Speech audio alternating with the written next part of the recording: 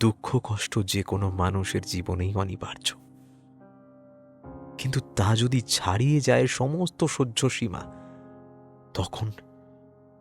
তখনই কি মানুষ হয়ে ওঠে পাথর, সমান নির্লিপ্ত ও নিষ্পৃহ? কিন্তু আবার এই পাথর দিয়েই তো হিমালয় তৈরি। তাহলে কি সেও কোনো এক না শেষ হওয়া যন্ত্রণা বুকে চেপে দাঁড়িয়ে আছে এমনই অটুট ও অটল অভ্রভেদী ঔদ্ধত্যে? সখিয়াও কি তাহলে হিমালয় হয়ে যাবে একদিন? সখিয়ার কাছে আজকের দিনটা একধারে চরম দুঃখের আবার গর্বেরও। কিন্তু কেন? আমাদের আজকের নিবেদন সায়ন্তনী পুততুণ্ডের লেখা সুখ দুঃখ ও গর্ববোধের তুলাদণ্ডে ব্যালেন্স করা এক মহীয়সী রমণীর মর্মবিদারী আখ্যান পাষাণ। আজকের গল্প পাঠে আমি কৌশিক। শুরু হচ্ছে পাষাণ।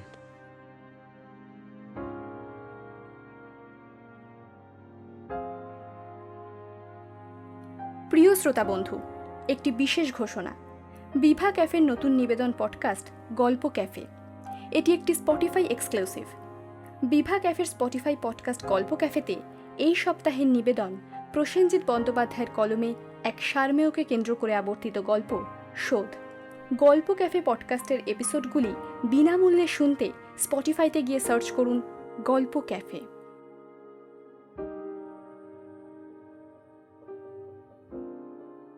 পাথরের মতো নিষ্ঠুর জিনিস খুব কমই আছে। পর্বতের সারা গায়ে উন্নত বিশাল দেহী পাথরগুলোর পেশি দেখলেই প্রাগৈতিহাসিক দৈত্যের কথা মনে হয়। ক্রূর ঔদ্ধত্যে যেন সব সময় তৈরি রয়েছে সবাইকে পিষে দেওয়ার জন্য। তার রুক্ষ দেহ কোমল মাটি ও ঘাসফুলকে নৃশংসভাবে দুমড়ে মুচড়ে দিতে পারে, যে কোনো প্রাণীকে ক্ষতবিক্ষত করে শেষ করে দিতে পারে। পাথরের গতিপথে মানুষ, পশু, মাটি বা উদ্ভিদ যাই আসুক না কেন, সে সব কিছু দলিত মথিত করে এগিয়ে যেতে পারে নির্দ্বিধায়। পাথরের মতো নির্লিপ্ত জিনিসও খুব কম। শীত, গ্রীষ্ম, বর্ষা নির্বিশেষে প্রকৃতি তাকে কখনো জ্বালিয়ে পুড়িয়ে, কখনো আবার ভিজিয়ে, তো কখনো বা কাঁপিয়ে মারে।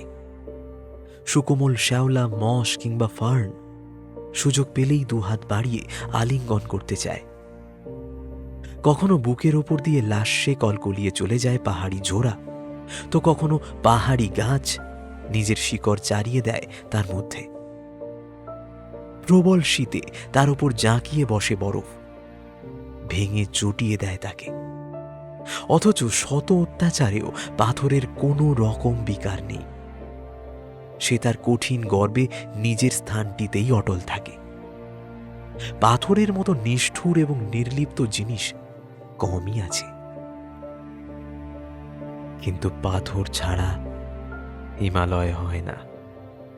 শানিত পাষাণে গড়া শৃঙ্গ পেশি নিয়ে হিমগিরি অটুট ও অটল অভ্রভেদী ঔদ্ধত্যে শটান দাঁড়িয়ে থাকে। নিষ্ঠুর শীতলতায় প্রত্যাখ্যান করে সমস্ত আবেগ, সমস্ত যন্ত্রণা। তার জীবনে কোথাও কোনো বিকার নেই। আচমকা যদি কোথাও ধস নামে, যদি নিমেষে গুঁড়িয়েও দেয় সমস্ত সৌন্দর্যকে, তাহলেও তার কোনো অনুতাপ নেই। সে চিরকালই নিষ্পৃহ। সুখিয়া এক দৃষ্টে তাকিয়েছিল হিমালয়ের দিকে। সে শুধু দেখছিল এক গভীরতাকে, যা অতলান্তিক, মৃত্যুর মতো অমোঘ ও সুন্দরভাবে রোদ খেলা করে বেড়াচ্ছে নীল নীল শিরায়। একদিকে সূর্য সোনালি আলোয় ভরিয়ে দিচ্ছে, অন্যদিকে মেঘ ছায়ায় ছায়ায় তৈরি করেছে রূপলি কারুকার্য। চট করে দেখলে মনে হয় কে যেন তরল রূপলি রঙে গোটা দৃশ্যটাকে এঁকে রেখেছে ক্যানভাসে। কোথাও সূর্যালোকে গ্রানাইটে গড়া দেহ ঝলমলিয়ে উঠছে, আবার কোথাও মেঘের বিষণ্ণ শীতলতা এসে পড়েছে পাথরের ওপর। অদ্ভুত বৈপরীত্য। অথচ শুধু পাথরই তো। হঠাৎ একটা চিৎকারের সম্বিত ফিরল ওর। কেউ কাঁদছে। পাহাড়ের আনাচে কানাচে প্রতিটি শৃঙ্গে ধ্বনিত প্রতিধ্বনিত হয়ে ফিরল এক তীক্ষ্ণ শব্দ।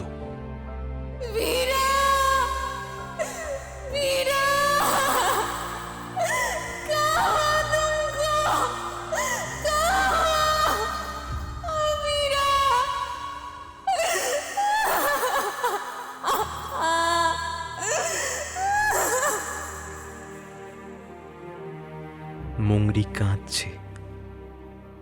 বীরার মঙ্গেতার। আর কয়েক মাস পরই ওদের বিয়ে হতো। বীরার নামটা শুনতেই একটু যেন সচকিত হয়ে উঠল সুকিয়া। মনে পড়ল এই মুহূর্তে সে বসে আছে তার একমাত্র ছেলের শবদেহের সামনে। সেই ছেলে যাকে 2 বছরেরটি রেখে সাপের কামড়ে চলে গিয়েছিল বাপটা, যাকে একা হাতে এত বড় জোয়ানটা করেছিল সে। সেই ছেলে যে বছরখানেক আগে আর্মিতে যোগদান করেছিল, যে বীরা পান্ডে তার মা সুখিয়াকে বলেছিল এবার ছুটি নিয়ে মায়ের কাছে আসবেই, সে আজ কফিনে করে ফিরেছে। মস্ত বড় একটা তেরঙা পতাকা বেষ্টন করে আছে তার তরুণ দেহ। ছেলেটা জীবনে কত কিছু দেখেনি। সে জানতে পারেনি যে প্রেম নামক একটা বস্তু ও দুনিয়ায় আছে। আর্মির নিয়মে ভরা জীবন থেকে সংসারের অনিয়মে ফেরা অবধি একটা আস্ত ইতিহাস লিখে ফেলা যায়, এটা জানা হলো না তার। ফুলশয্যার রাতে বউয়ের মুখ দেখা থেকে শুরু করে পরের দিন ঘুম থেকে ওঠা অবধি জীবনটা যে থ্রিলার হতে পারে সেটাও থেকে গেল অজানাই। সারা রাত আতুর ঘরের বাইরে পায়চারি করার পর ভোরের আলো ফোটার সঙ্গে সঙ্গে একটা কচি গলার বিদ্রোহী কান্না ভেসে এলে যে একটা মহাকাব্য লিখতে ইচ্ছে করে তাও আর কোনো দিন জানবে না সে।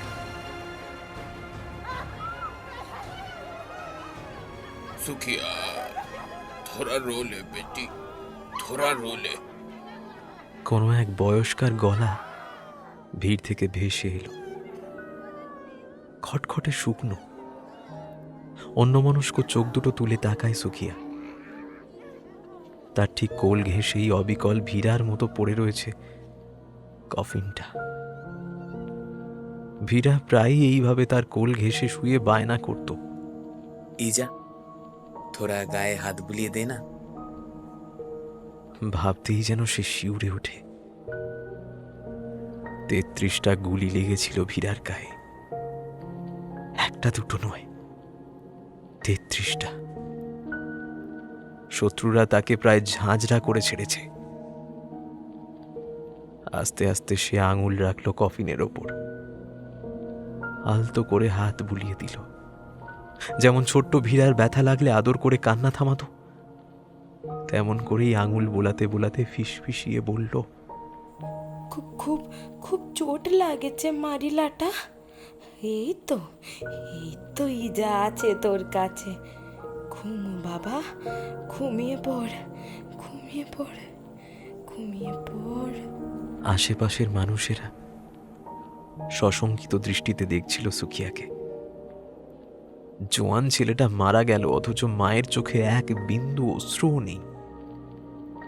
সে পরম স্নেহে হাত বোলাচ্ছে কফিনের ওপর, মুখ নির্বিকার, কোনো রকম শোকের ছায়া নেই, নেই কান্নার আভাস। দেখলে মনে হয় সুখিয়া নির্লিপ্তি মুখে মেখেছে। যে জওয়ানরা কফিন নিয়ে এসেছে তারা বলেছে ভীরা শেষ মুহূর্ত পর্যন্ত লড়ে গিয়েছিল শত্রুর সঙ্গে। একাই প্রায় 20-25 জনকে মেরেছে সে। বলেছে বীরার বিরুদ্ধে তারা গর্বিত। এমন ফৌজি ইন্ডিয়ান আর্মির গর্ব, গর্ব নিঃসন্দেহে। কিন্তু ফৌজ কখনো ফৌজির মায়েদের কথা ভাবে না। ছেলে যখন শত্রুর সঙ্গে লড়ে তখন প্রতি মুহূর্তে মায়ের আতঙ্ক ও আশঙ্কা বাড়তে থাকে। বীরগতি প্রাপ্ত হলে আর্মির আরো কয়েক লক্ষ জওয়ান আছে, কিন্তু মায়ের ছেলে তো একটাই, এ গ্রামের সবাই জানে যে জোয়ান মরদটা মারা যাওয়ার পর কত কষ্টে ছেলেকে বড় করেছিল সুখিয়া। নিজে খেয়ে না খেয়ে মানুষ করেছে ভীরাকে। লোকের বাড়িতে কাজ করে পাথর ভেঙে উপার্জন করেছে। যতটুকু ক্ষমতা তার বাইরে গিয়ে পড়াশোনা করিয়েছে তাকে। গ্রামের মুখিয়ার কাছে চড়া সুদে টাকা ধার নিয়েছে সে। বড় যত্নের, বড় আদরের সন্তান। তাই যখন ভীরা ফৌজে ভর্তি হলো সবাই ভেবেছিল সুখিয়ার জীবনে এবার হয়তো সুদিন আসবে, হয়তো এবার দুঃখের দিন শেষ হলো। কিন্তু সুখিয়া, সময় হলো যে এবার তো ছেড়ে দিতে হবে। বৃদ্ধ মুখিয়ার কণ্ঠে সম্বিত ফিরে পেল সুখিয়া। ওরা এবার নিয়ে যাবে ভীরাকে। অন্ত্যেষ্টিক্রিয়ার সময় হয়েছে। আর কয়েক মুহূর্তের মধ্যেই জ্বলে পুড়ে খাক হয়ে যাবে তার সন্তানের নশ্বর দেহ। চিরদিনের জন্য চলে যাচ্ছে ভীরা। সুখিয়াকে একা ফেলে রেখে কোনো অনির্দিষ্ট পথে সে যাত্রা করছে কে জানে। আর কখনো ফিরবে না। এ দুনিয়ায় আর তার কোনো রকম অস্তিত্ব থাকবে না। হাসি কান্নার সংসার থেকে সে চিরকালের জন্য বিদায় নিয়েছে। সুখিয়া শূন্য দৃষ্টিতে চতুর্দিকটা একবার দেখে নেয়, যেন তার মস্তিষ্ক এখনো ঠিক মতন কাজ করছে না। পরিস্থিতির গুরুত্ব বুঝি এখনো বুঝে উঠতে পারেনি সে। উদাসীন দৃষ্টিতে কফিনের দিকে তাকিয়ে কি যেন ভেবেই চলেছে। সে ভাবনার কোনো অবসান নেই। শুধু একরাশ ঔদাসীন্য মেঘের আস্তরণের মতো তার দু চোখে ছেয়ে আছে। তাতে বাষ্পের চিহ্ন মাত্রও দেখা যায় না। সকলেই অপেক্ষা করছে কতক্ষণে সুখিয়ার চোখ থেকে গলে পড়বে সমস্ত যন্ত্রণা।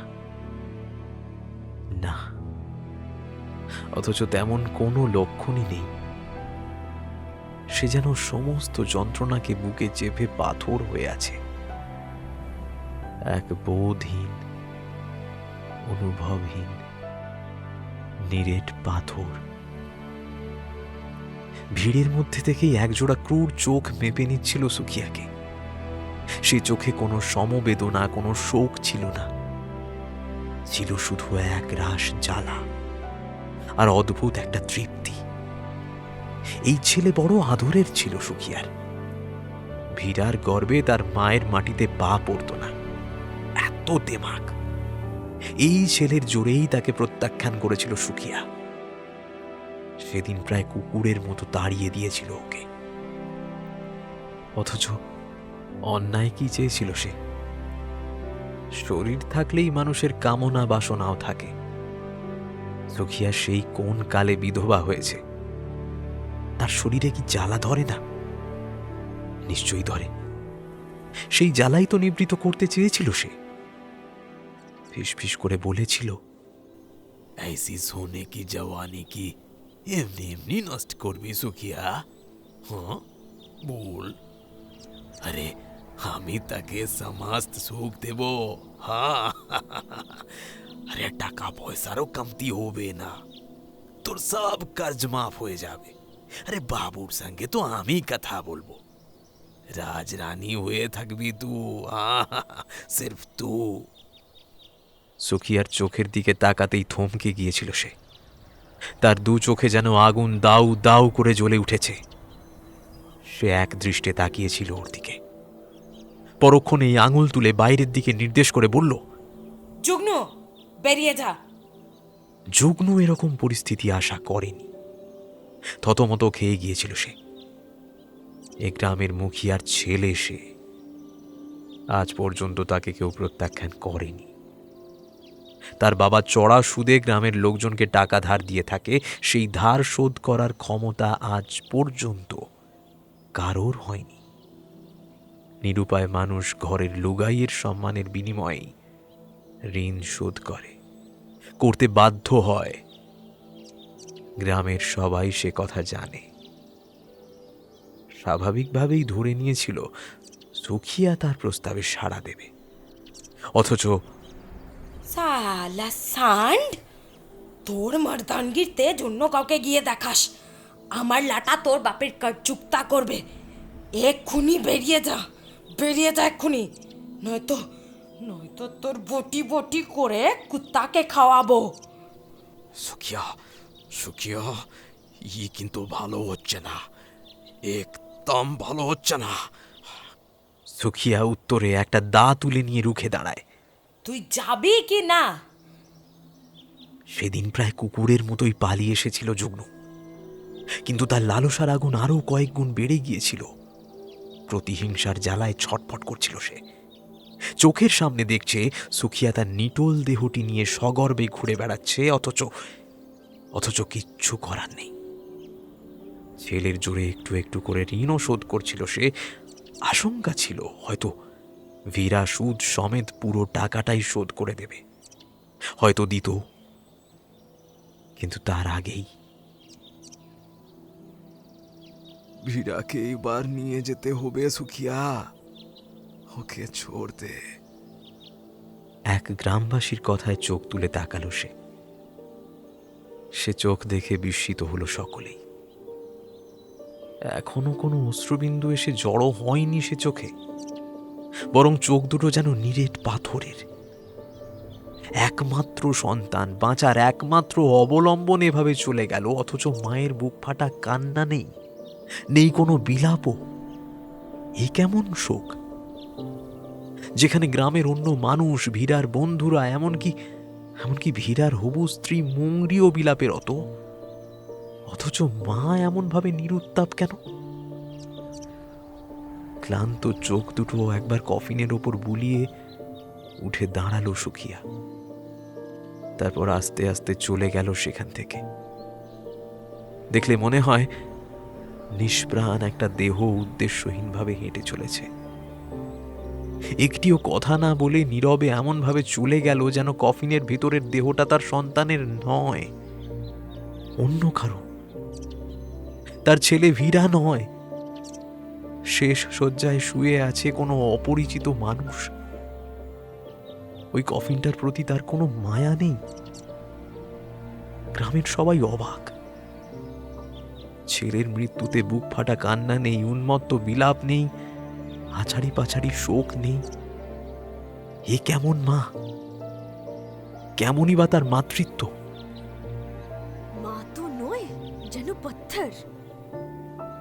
কথাটা সুখিয়া বেশ কয়েকবার আনাচে কানাচের ফিসফিসানিতে শুনেছে। এখন এই ছোট্ট গ্রামে সে আলোচনার বিষয়বস্তু। নারী যদি একাই স্বাধীনভাবে বাঁচতে চায়, তবে সমাজ তাকে মেনে নিতে পারে না। নারী হবে পরনির্ভরশীল, কখনো স্বামী, কখনো সন্তানের মুখাপেক্ষী। তার নিজের কোনো জীবন থাকতে নেই। নিজস্ব কোনো মতামত থাকলে তো আরও বিপদ। সে এক পুরুষের অধীনে থাকবে, সেটাই তো স্বাভাবিক। ঘরে বাইরে দিনরাত্রি এক করে খাটবে, সন্তান পালন করবে, কিন্তু কোনো রকম ভাবনা চিন্তা করবে না। মেয়ে মানুষের আবার স্বপ্ন কি? তার কাজ অন্যের স্বপ্নের সঙ্গে তাল দেওয়া। নিজের বলতে কোনোদিন কিছু ছিল না, আজও নেই। এরকম সমাজ স্বাভাবিকভাবেই তার কাছে দুফোঁটা অশ্রুর দাবি করেছিল। জলজান্ত সন্তানটা মারা যাবে, অথচ মা এক ফোঁটাও চোখের জল ফেলবে না, এমন অন্যায় কাজ মেনে নেওয়া মুশকিল। তার ওপর সুখিয়ার জীবনযাপনে কোনো রকম বড় পার্থক্য আসেনি। সবাই ভেবেছিল এবার হয়তো সে অনাহারেই মরবে, অথবা বেশ কয়েকদিন হয়তো জলগ্রহণও করবে না।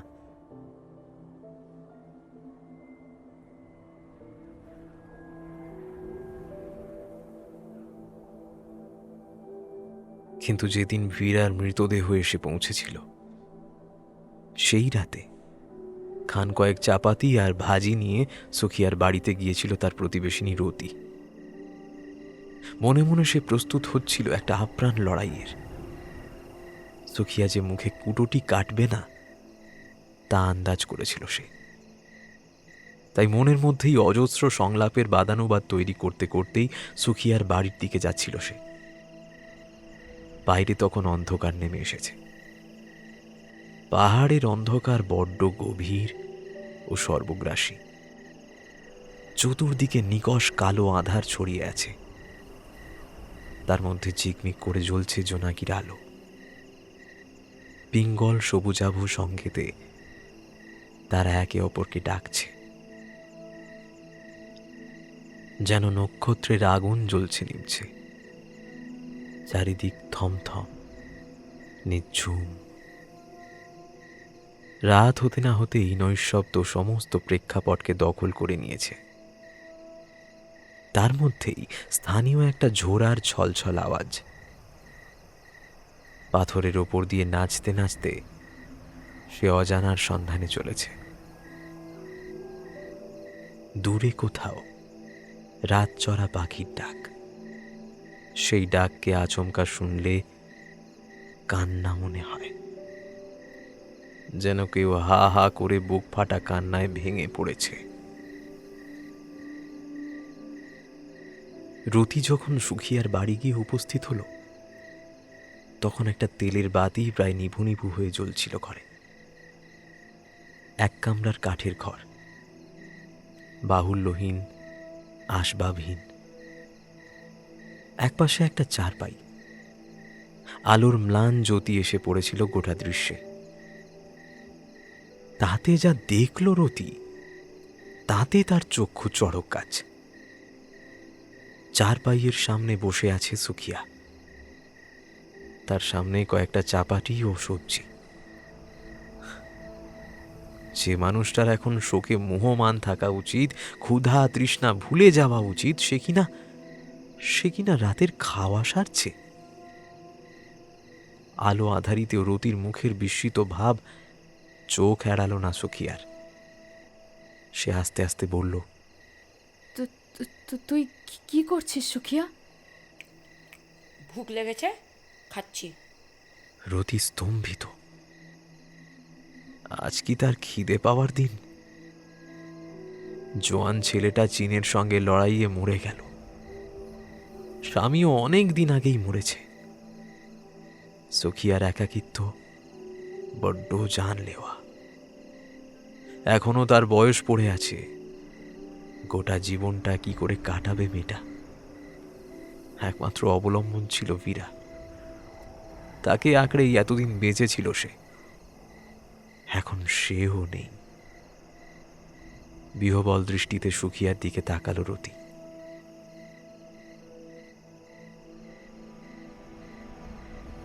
টিমটিমে আলো তার মুখের খাঁজে খাঁজে পড়ছে। সেই আলো ছায়া ঘেরা মুখ বড় কঠিন মনে হলো তার। চোখ দুটো যেন পাথরের। সেখানে কোনো দুঃখ নেই, কোনো যন্ত্রণার লেশ মাত্র নেই। দেখে মনে হয় না যে সে আদৌ কেঁদেছে। তাকে সান্ত্বনা দিতে এসেছিল সে। এক যন্ত্রণাকাতর মাকে অনুনয় বিনয় করে খাওয়াতে এসেছিল। কিন্তু সুখিয়া তো নিজেই খেতে ব্যস্ত। মুখভঙ্গিতেই প্রকট যে তার কাউকে দরকার নেই। শুধু রতি নয়, গোটা গ্রাম হতবাক হয়ে গেল পরের দিন, যখন সবাই এক বিষণ্ণ বেদনাবিদুর সন্তানহারা মাকে দেখার অপেক্ষায় বসে আছে।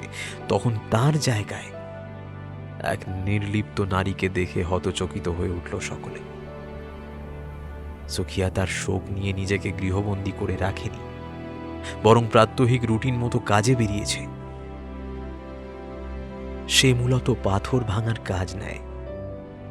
পাহাড়ের বুকে রাস্তার উপর যখন তখন বড় বড় পাথর এসে পড়ছে, অনেক নারী পুরুষ সেই পাথর ভাঙার কাজ করে। সুখিয়ার জীবিকাও তাই। তাতেই কোনো মতে জীবন অতিবাহিত হয়ে যায়। কি আশ্চর্য! কোনো মা কখনো কি তার একমাত্র সন্তানের মৃত্যুর পরদিনই কাজে বেরোতে পারে? এ মায়ের মন কি পাথর দিয়ে গড়া?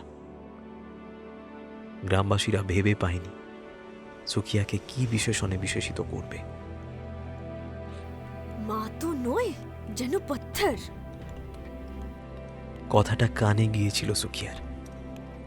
সে প্রবল জেদে সজোরে এক বাড়ি বসিয়ে দেয় পাথরের গায়ে। বিরাট পাথর তার আঘাতের জবাব ফিরিয়ে দেয় প্রত্যাঘাতে। পাথরের এক ধারালো কুচি ভেঙে বুলেটের মতো ছিটকে এসে লাগলো তার হাতে। সুখিয়া একবারের জন্য কাতরোক্তি করল না, সামান্য উটুকুও করেনি সে। আশেপাশে সবাই দেখল যে তার হাত কেটে গিয়ে ফোঁটা ফোঁটা রক্ত পড়ছে। শিবা, শিবা, আরে আরে, হাতটা কেটে গেল যে। তোর ধ্যান কোথায় সুখিয়া? আজ কাজে তুই কেন এলি সুখিয়া? অন্তত অন্তত আজকের দিনটা তো ছুটি নিতে পারতি। হ্যাঁ বল। সুখিয়া ভারী নিষ্পৃহ দৃষ্টিতে নিজের হাতটা দেখল। পাথরের টুকরোর আঘাতে হাতটা রক্তাক্ত হয়ে উঠেছে, কিন্তু তার যেন কোনো সার নেই।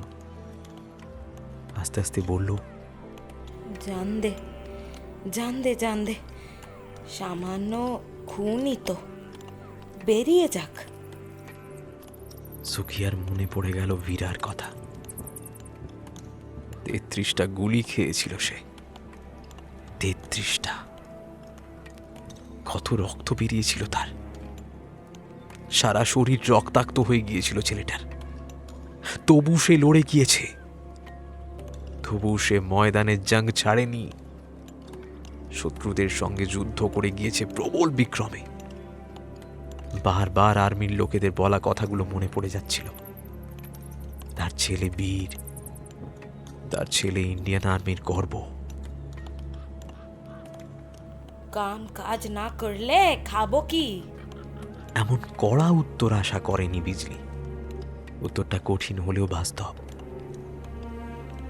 কাজ না থাকলে দুবেলা দুমুঠো জোটে না, কিন্তু এই পরিস্থিতিতে সুখিয়া বিষয় চিন্তা করতে বসবে, তার স্বপ্নেও ভাবেনি ওরা কেউ। যার ছেলে মারা যায় সে কি পরের দিন কি খাবে সেই চিন্তা করতে পারে? বিজলি কি উত্তর দেবে বুঝতে না পেরে বেকুবের মতো দাঁড়িয়ে থাকে। সুখিয়া হাতের রক্ত মুছে বলল, তুই তুই এখন যা, যা যা, আমায় কাজ করতে দে। আস্তে আস্তে সন্ধ্যা নামল। পাখিরা নিড়ে ফেরার জন্য উড়ান দিয়েছে। অন্ধকার জবনিকার মতো নেমে আসছে বিশ্ব সংসারের ওপর। পশ্চিম আকাশের সিঁদুরে কমলা রং অনেকটাই ফিকে হয়ে এসেছে। লম্বা লম্বা পাইনের সারি চুপ করে কিসের জন্য যেন অপেক্ষারত। যেন ওরা জানে এবার কি ঘটতে চলেছে। পরের দৃশ্যটা দেখার আগ্রহে অধীর হয়ে অপেক্ষা করছে। গ্রামের ঘরে ঘরে বিন্দু বিন্দু আলো ফুটে উঠল। চট করে দেখলে মনে হয় কেউ যেন আলোর মালা দিয়ে সাজিয়ে দিয়েছে। সুখিয়ার ঘরেও আলো জ্বলছিল। অবশ্য গ্রামবাসীরা তাকে অন্ধকারে থাকতে দেখলেই বিশেষ খুশি হতো, কিন্তু সন্ধ্যাবেলায় ঘর অন্ধকার করে রাখা অমঙ্গলে, তাই সে আলো জ্বালিয়েছে। দূর থেকে মন্দিরের সন্ধ্যারতির শঙ্খ ঘণ্টার ধ্বনি ভেসে আসছিল।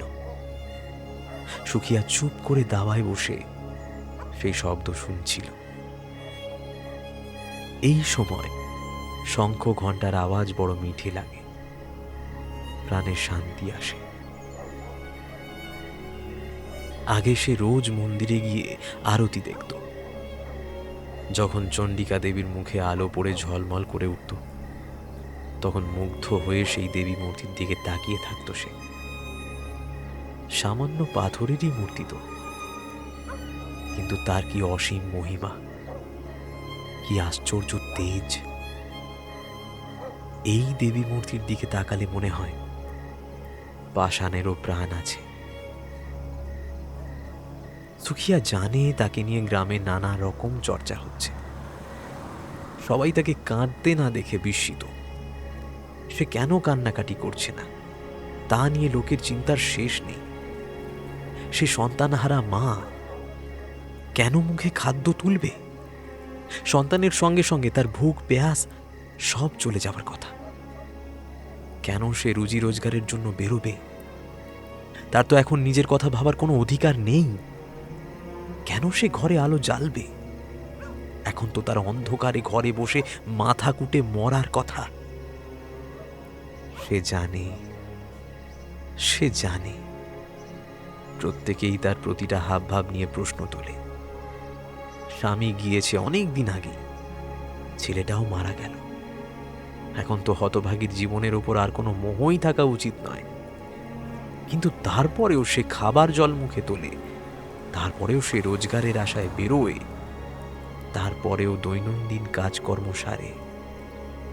সত্যিই তো, এ কেমন মা? তার কি শোক নেই? তার কি কোনো রকম দুঃখ নেই? অনেকে তো এও ভাবছে একদিক দিয়ে সে মুক্তি পেয়েছে। স্বামীর মৃত্যুর পর অনেকের কাছেই বিবাহ প্রস্তাব পেয়েছে, কিন্তু ছেলেটা তার একমাত্র পিছু টানছিল। ভীরার জন্য সে আর বিয়ে করেনি, কারো প্রস্তাবে সাড়া দেয়নি। এতদিন ধারণা ছিল সে নিজে নিরুত্তর থেকেছে। এখন মনে হয় হয়তো নিরুত্তর থাকতে বাধ্য হয়েছে। ভীরার বর্তমানে দ্বিতীয়বার বিয়ে করা তার পক্ষে সম্ভব ছিল না। ভীরাই তার নতুন জীবন শুরু করার পথে একমাত্র বাধা ছিল। এখন সে বাধাও সরে গেল। হাবিলদার হুকুম সিং এর বউ জানকী ঝর্ণা থেকে জল তুলতে গিয়ে রসিয়ে রসিয়ে বলছিল, ভীরা মরে গেছে, এখন সুখিয়া শান্তিতে আবার বিয়ে করবে। সেই জন্যই তো এত নিজের যত্ন নিচ্ছে, নয়তো ছেলে মারা যাওয়ার দিনই মা খাবার মুখে তোলে। সে সব কথাই শুনতে পেয়েছিল। জানকীর হয়তো উদ্দেশ্যই ছিল তাকে শুনিয়ে শুনিয়ে বলা, আর সে উদ্দেশ্য ব্যর্থ হয়নি। শুনতে শুনতে টের পেয়েছিল তার কোনো রকম রাগ বা দুঃখ হচ্ছে না। এত নিরাশক্তি কবে এলো তার মধ্যে? কথাগুলো যেন অদৃশ্য একটা পাথরে প্রতিহত হয়ে ফিরে যাচ্ছে, কোথাও গিয়ে পৌঁছচ্ছেই না, কোন রকম অনুভব বয়ে আনছে না। তাহলে কি সত্যি অসার পাথর হয়ে গেল সুখিয়া? সুখিয়া? একটা পরিচিত কণ্ঠস্বরে চিন্তাসূত্র ছিঁড়ে গেল সুখিয়ার। সে তাকিয়ে দেখল কখন যেন যুগ্নু এসে দাঁড়িয়েছে উঠোনে। সদয় কণ্ঠে যুগ্নু বলল, এখানে বসে কি করছিস? হ্যাঁ, আরে দেখ, আন্ধেরা হয়ে গেছে। সুখিয়া নিষ্পৃহ দৃষ্টিতে তার দিকে তাকিয়ে থাকে, কোনো জবাব দেয় না। অন্ধকারে বন্য প্রাণী বা অন্য অস্তিত্বের ভয় নেই। আসল ভয় তো মানুষকে। বাঘ, ভাল্লুক কিংবা ভূত প্রেত দানর চেয়ে অনেক বেশি বিপজ্জনক হলো মানুষ। আর যেখানে যুগ্নুর মতো সাপদ ঘুরে বেড়াচ্ছে, সেখানে আর কাউকে ভয় পাওয়ার প্রয়োজন কি? যুগ্নু এবার সুহৃদের মতো কোনো রকম অনুমতি না নিয়েই এগিয়ে এলো তার কাছে। আস্তে আস্তে বলল, এখন তুই কি করবি সুখিয়া? তোর মারাটা তো কুচি বয়সেই মারা গেল। হ্যাঁ, আর এ ছাওয়ালটাও যুদ্ধে মারা গেল। তা এখন কাকে নিয়ে বাঁচবি তুই? সুখিয়া চুপ করে থাকে। যুগ্ন তার কথার কোনো রকম প্রতিক্রিয়া হচ্ছে কিনা সেটাই বোঝার চেষ্টা করল, কিন্তু সুখিয়ার পাথর কঠিন মুখে একটা ভাঁজও নেই। কোনো রকম দুর্বলতা বা কোমলতাও দেখা যায় না। তার চোখ দুটো যেন কি এক চিন্তায় নিবিষ্ট, কি যেন এক মনে ভেবেই যাচ্ছে সে। তোর নসিবটাই খারাপ রে, এ তো ধার কার্জ করে ছেলেকে বড় করলি, সেই ছেলে কিনা অল্প বয়সেই চলে গেল। হা ঈশ্বর, এখন তোর আরামে থাকার কথা, আরে তা না করে পাথর ভাঙছিস? ওদিকে টাকাটাও তো ভারী হয়েছে, এখন তো তোর ভিড়াও নেই। হ্যাঁ, কে হিসাব চুক্তা করবে? সুখিয়া একটা শ্বাস টানল। তার দিকে বুভুক্ষুর মতো দৃষ্টিতে তাকিয়ে আছে যুগ্ন। স্বামী মারা গিয়েছে, ছেলে শহীদ হয়েছে, তবুও এ নারীর যৌবনে ভাঁটা পড়ে না। 36 বছরের সুখিয়ার দেহ এখনো আঁটো সাঁটো, পাথরের মূর্তির মতোই তার যৌবন যেন চিরন্তন। পাথর কুঁদেই যেন তাকে তৈরি করা হয়েছে। কোথাও কোনো শিথিলতা নেই, কোথাও কোনো চ্যুতি নেই। তার দেহের উপত্যকা অধিত্যকাগুলো আজও বুঝি সমান রহস্যময়। শোকও এ নারীর সৌন্দর্যকে ছিনিয়ে নিতে পারেনি। যা চাইবো দিবি, সব দিবি আমাকে, যা চাইবো। হ্যাঁ, যুগ্ন মনে মনে খুব খুশি হয়। ওষুধ ধরেছে তাহলে।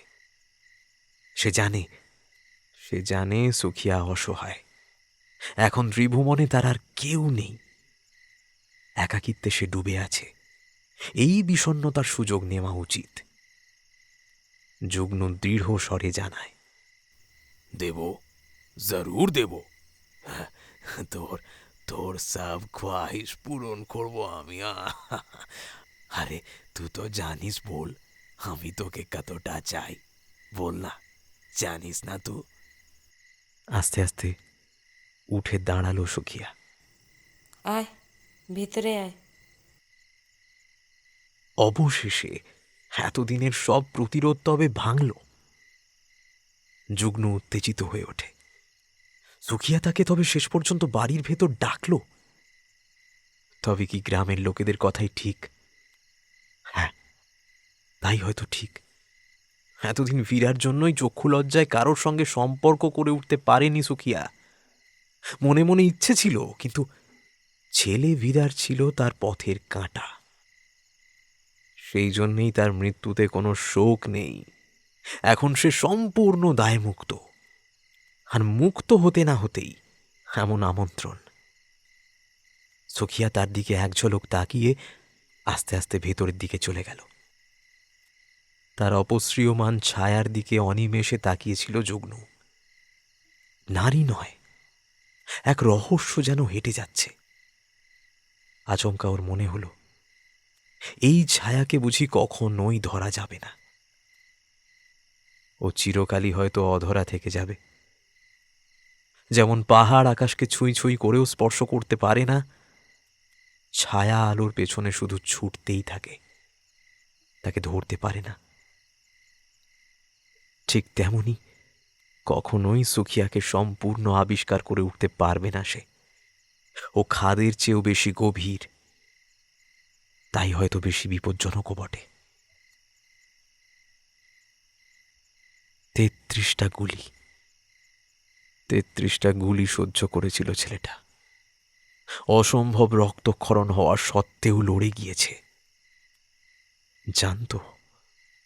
জানতো মৃত্যু নিশ্চিত, তবু লড়ে গিয়েছে। বীরা পেরেছে, আর সুখিয়া পারবে না। ওই তো সমাজ, সংসার থেকে একের পর এক গুলি ছুটে আসছে। লড়ছে সুখিয়া। দারিদ্র্য, অভিযোগ, সন্দেহ, লজ্জা, ব্যঙ্গ, কলঙ্ক, লোভ, লালসা, ঋণ, মৃত্যু, কত কিছু ক্ষতবিক্ষত করছে তাকে।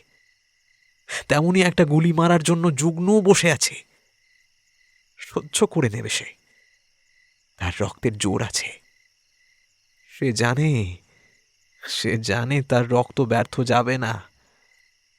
বীরা নিজের জীবন দিয়ে প্রমাণ করে দিয়ে গিয়েছে যে সুখিয়া কতটা শক্তিশালী। সুখিয়ার মুখের একপাশে তেলের বাতির নরম আলো এসে পড়েছে, অন্যদিকটা অন্ধকার। কি ভীষণ নিরুত্তাপ মুখ। বোঝাই যায় না যে মনের মধ্যে কি হচ্ছে। তার একদিকে চোখে আলো পড়ে ঝিকিয়ে উঠল, অন্য চোখটা ঘন তমসাবৃত। ঘন চুল আলোর প্রান্ত সীমায় কপাল ছুঁয়ে অন্ধকারের সঙ্গে মিশে গিয়েছে। কি দিবি আমায়? তো কি চাস বল। কি দিতে পারবি? अरे जा चाइबी, नथ बेसर पयंजर सोने का हार दूल टाका की चाय बोलना। अरे वो छोड़ के तो कर्ज भी तेरा माफ करे देवे बाबू। हाँ सब माफ। ওসব কিচ্ছু চাই না রে, ওসব কিচ্ছু চাই না, টাকা মাফও চাই না। আমি নিজে যখন পারি, যেভাবে পারি দেনা শোধ করে দিব।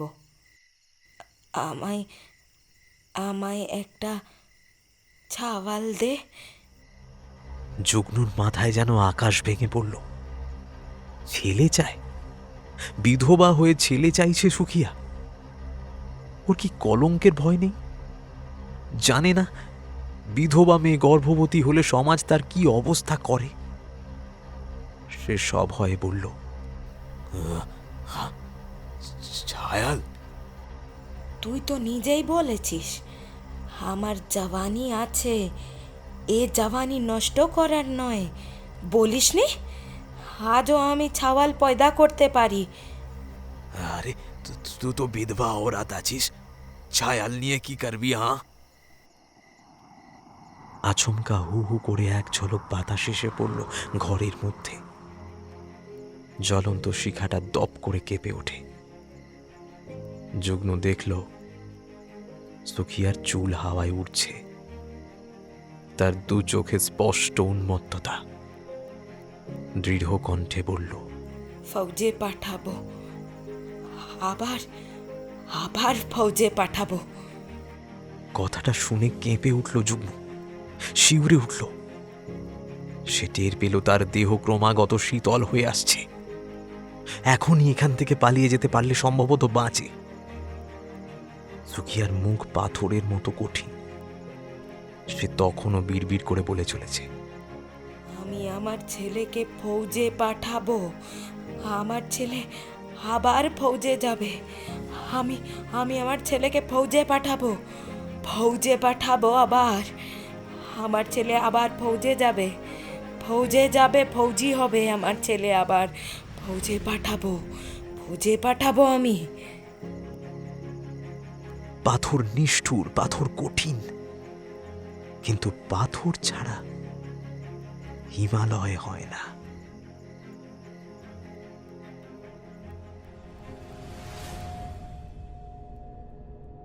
শুনলেন লেখিকা সায়ন্তনী পুততুণ্ডের কলমে পাষাণ। আজকের গল্প পাঠে ছিলাম আমি কৌশিক। বিভিন্ন চরিত্রে অভিনয় করেছেন সৌমিলি, দিব্যেন্দু, সায়নী, কৌশিক, প্রাহি এবং বর্ণিশা। প্রচ্ছদ কৃষ্ণেন্দু। আবহ স্পেশাল এফেক্টস শ্যাডো।